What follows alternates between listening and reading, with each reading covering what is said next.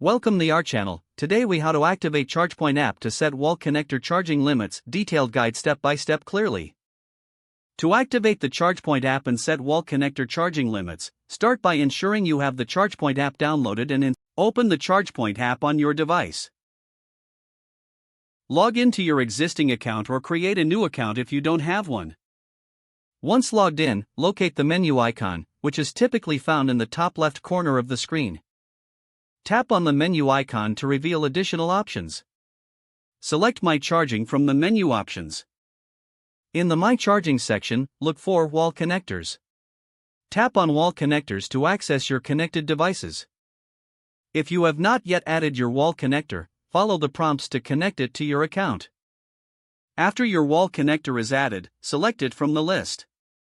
Once your wall connector's details are displayed, find the option labeled Charging Limits. Tap on Charging Limits to modify the settings. You will see options for setting the maximum charging rate. Choose the desired rate that suits your needs. After selecting the rate, confirm your settings by tapping the Save button. Your charging limits will now be updated and apply to your wall connector. Return to the main screen of the app to ensure your changes have been saved correctly. You can monitor the charging status and limits from this central dashboard.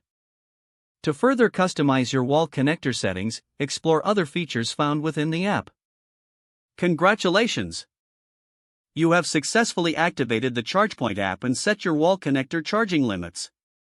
If the page does not load, refresh the browser or try again in a private or incognito window.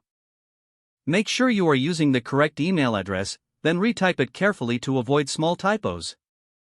If your password is not accepted, use the reset option and create a new strong password you can remember. Check your spam folder for verification or security emails, then complete any requested content. Enable two-factor authentication if available to improve account security and reduce unauthorized access risk. After signing in, review your profile details so your contact information and settings are accurate and current.